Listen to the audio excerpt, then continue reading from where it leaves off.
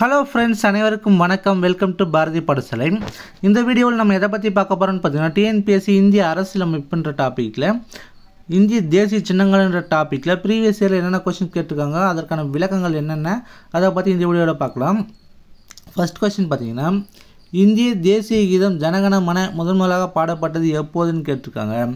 1911ஆம் ஆண்டு கல்கத்தாவில் நடந்த இந்திய தேசிய காங்கிரஸ் மாநாட்டில் பாடப்பட்டது. 1911 டிசம்பர் மாதம் 25 தான் இந்த பாடல் கல்கத்தா மாநாட்டில் முதலாக பாடப்படும்.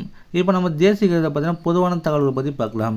நம்ம நாட்டோட தேசிய கீதம் என்னென்னு பார்த்தீங்கன்னா ஜனகண மன தொடங்கும் பாடல் தான் நம்ம நாட்டோட தேசிய கீதம். இந்த தேசிய கீதத்தை ரவீந்திரநாத் தாகூர் வங்காள மொழியில் இயற்றுவார். ரவீந்திரநாத் தாகூரால் இந்த தேசிய கீத பாடல் பார்த்திங்கன்னா மார்னிங் சாங் ஆஃப் இந்தியா என்னும் பெயரில் பிப்ரவரி 28, 1919 ஆங்கிலத்தில் மொழிபெயர்க்கப்படும். இந்த தேசிய கீத பாடல் பார்த்திங்கன்னா டிசம்பர் மாதம் 25, 1911 அன்று கல்கத்தா காங்கிரஸ் மாநாட்டில் முதலாக பாடப்படும்.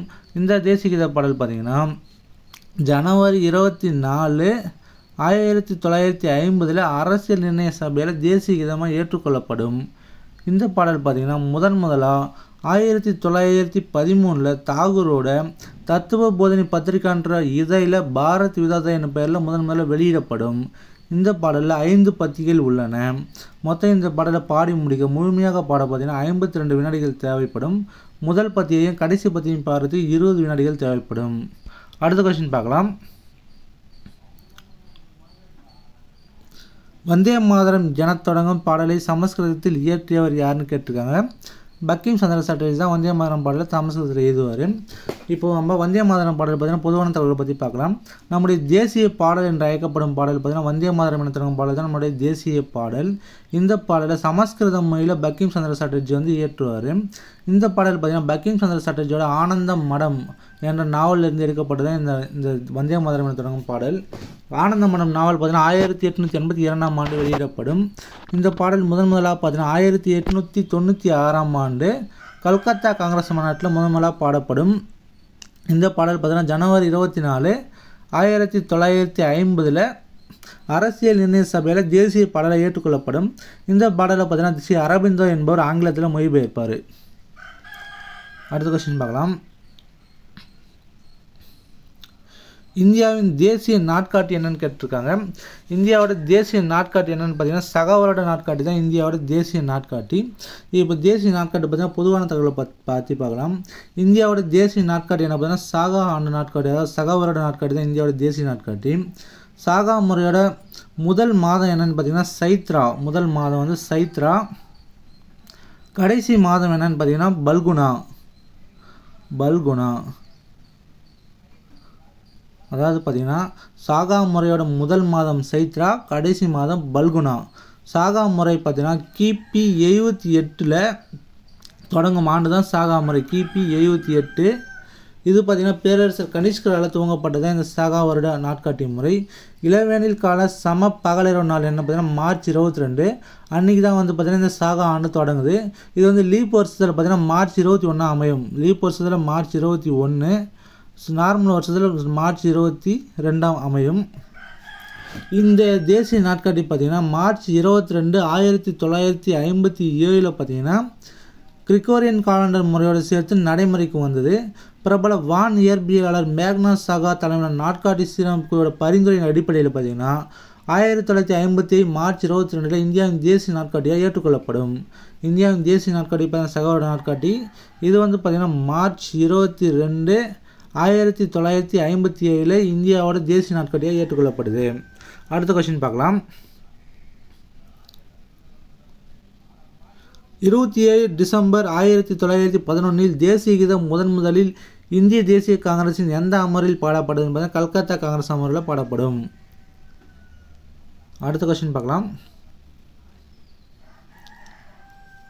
தேசிய கொடியின் வடிவமைப்பை இந்திய அரசியல் நிர்ணய சபையால் டேஷ் அன்று ஏற்றுக்கொள்ளப்பட்டதுன்னு கேட்டிருக்காங்க. 22 ஜூலை 1947. இப்போ தேசிய கொடியை பார்த்தீங்கன்னா பொதுவான தகவலை பற்றி பார்க்கலாம். நமது தேசிய கொடி இந்திய அரசியல் நிர்ணய சபையால் ஏற்றுக்கொள்ளப்படும் நாள் பார்த்தீங்கன்னா ஜூலை 22, 1947 ஏற்றுக்கொள்ளப்படும். நமது இந்திய தேசிய கொடி ஆகஸ்ட் 14, 1947 நாட்டிற்காக வழங்கப்பட்டது. நமது இந்திய தேசிய கொடி முதல்ல பார்த்தீங்கன்னா ஆகஸ்ட் 15, 1947 செங்கோட்டையில் பிரதமர் நேருவால் ஏற்றப்பட்டது.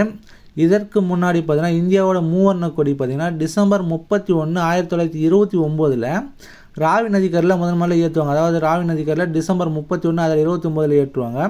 இந்த கொடியை முதல்ல வெளிநாட்டில் ஏற்றணும் யாருன்னு பார்த்தீங்கன்னா மேடம் பிகாரி காமா. எந்த நாடுன்னு பார்த்தீங்கன்னா பாரிஸ்லையும் பிரான்ஸ்லையும் வெளிநாட்டில் முதல்ல ஏற்றது மேடம் பிகாரி காமா தான் ஏற்றுவாங்க. அடுத்த பாயிண்ட் பார்க்கலாம். நம்ம இந்திய தேசிய கொடியை வடிவமைத்தவர் யாருன்னு பார்த்தீங்கன்னா பெங்காலி வெங்கையா. இவர் வந்து ஆந்திராவை சேர்ந்தவர் தான் இந்த பெங்காலி வெங்கையா நாயுடுன்றவர். இவர் தான் வந்து நம்ம தேசிய கொடியை வடிவமைப்பார். நமது அரசியல் நிர்ணய சபை தேசிய கொடியின் வடிவமைப்போட தலைவர் யாருன்னு பார்த்தீங்கன்னா ராஜேந்திர பிரசாத்.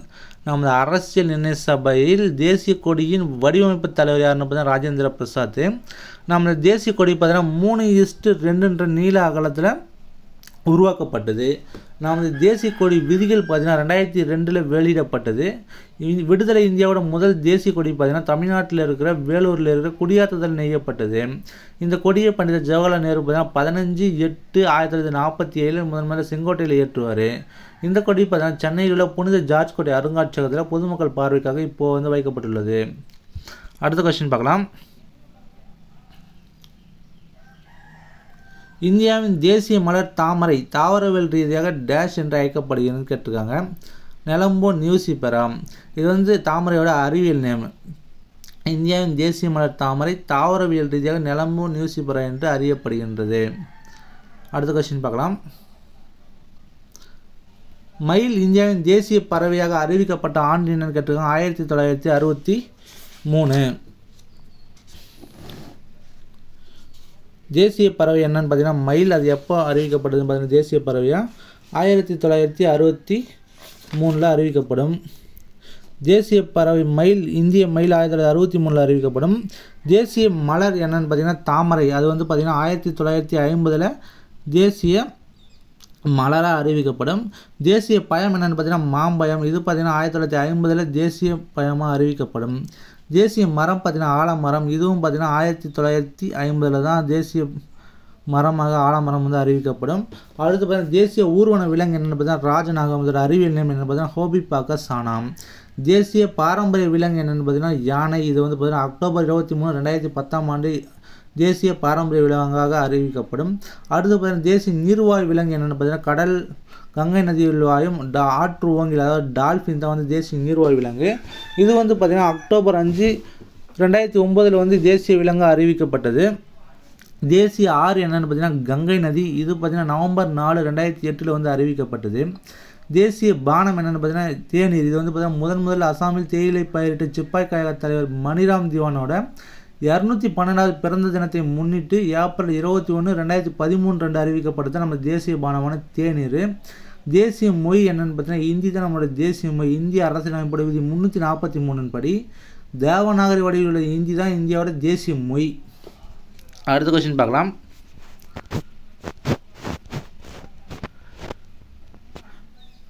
இந்திய பிரதம மந்திரி டாக்டர் மன்மோகன் சிங் டேஷ் நதியை இந்தியாவின் தேசிய நதியாக நவம்பர் 4, 2008 அறிவித்தார்னு பார்த்தீங்கன்னா கங்கை நதி.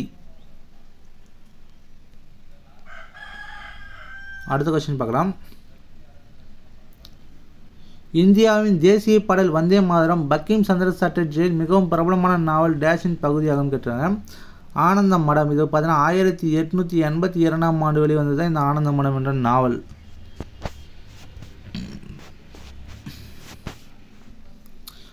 முதலாக ஜனகணமன என பாடல் இந்திய தேசிய காங்கிரஸின் எந்த மாநாட்டில் பாடப்பட்டதுன்னா 1911 கல்கத்தா மாநாட்டில் டிசம்பர் 27 பாடப்பட்டது. இந்த கொஸ்டின் வந்து ரிப்பீட்டட் கொஸ்டின் அடிக்கடி கேட்குறாங்க.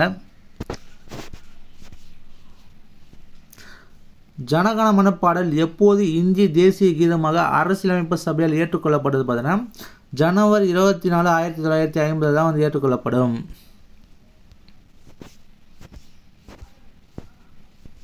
அடுத்த கொஸ்டின் பார்க்கலாம்.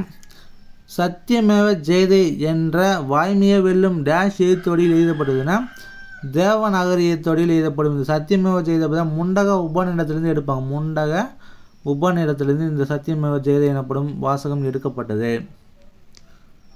அடுத்த கொஸ்டின் பார்க்கலாம். வந்தே மாதரம் என்ற பாடல் டேஷ் மொழியில் பங்கிம் சந்திர சட்டர்ஜியால் இயற்றப்பட்டது, சமஸ்கிருத மொழியில் இயற்றப்பட்டது.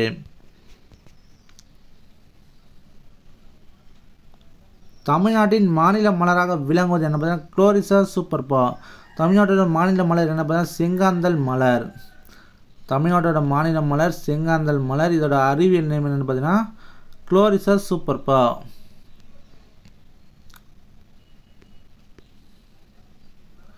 இந்தியாவின் தேசிய நீர்வாழ் உயிரினம் என்னென்னு பார்த்தீங்கன்னா ஆற்று டால்ஃபின்.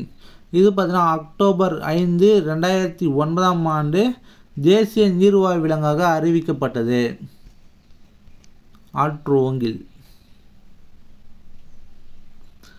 வந்தே மாதரம் என தொடங்கும் பாடலை எந்த ஆண்டு எந்த இடத்தில் தேசிய பாடலாக இந்திய தேசிய காங்கிரஸ் அறிவித்தது பார்த்தீங்கன்னா 1896 கல்கத்தா காங்கிரஸ் மாநாட்டில் தான் அறிவிப்பாங்க. அடுத்த கொஸ்டின் பார்க்கலாம். இந்தியாவின் தேசிய கொடியை பின்னொரு நோட்டில் யார் வடிவமைத்ததுன்னு கேட்டிருக்காங்க. பெங்காலி வெங்கையா. இவர் வந்து பார்த்தீங்கன்னா ஆந்திராவை சேர்ந்தவர். பெங்காலி வெங்கையா எந்த மாநிலத்தை சேர்ந்தவர் பார்த்தீங்கன்னா ஆந்திராவை சேர்ந்தவர். அடுத்த கொஸ்டின் பார்க்கலாம். வந்தே மாதரம் என்ற தேசபக்த கோஷத்தை வழங்கியவர் யாருன்னு கேட்டிருக்காங்க. பங்கிம் சந்திர சட்டர்ஜி தான் வந்து வந்தே மாதரம் என்ற தேசபக்த கோஷத்தை வழங்கியவர் யாருன்னு பார்த்தீங்கன்னா பங்கிம் சந்திர சட்டர்ஜி.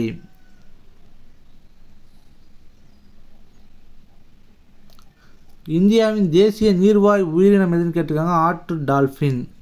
ஆற்று டால்ஃபின் அல்லது ஆற்று ஓங்கில்னு சொல்லுவாங்க. இந்த வந்து பார்த்திங்கன்னா அக்டோபர் 5, 2009 தேசிய நீர்வாழ் உயிரினமாக அறிவிக்கப்பட்டது. அடுத்த கொஸ்டின் பார்க்கலாம். அதுதான். ஓகே ஃப்ரெண்ட்ஸ், இந்த வீடியோ அவள் தான் முடிஞ்சது. இதில் வந்து நம்ம நிறைய தகவல்கள் பார்த்துருப்போம். ஓகே ஃப்ரெண்ட்ஸ், இந்த வீடியோ உங்களுக்கு பிடிச்சிருந்தால் லைக் பண்ணுங்கள், உங்கள் ஃப்ரெண்ட்ஸுக்கு ஷேர் பண்ணுங்கள். இந்த வீடியோவில் ஏதாச்சும் டவுட் இருந்தால் கமெண்ட் செக்ஷனில் கமெண்ட் பண்ணுங்கள். இது போன்ற பல வீடியோக்கள் உங்களுக்கு வேணும்னா நம்ம பாரதி பாடசாலை சேனல் சப்ஸ்கிரைப் பண்ணுங்கள். Thank you friends.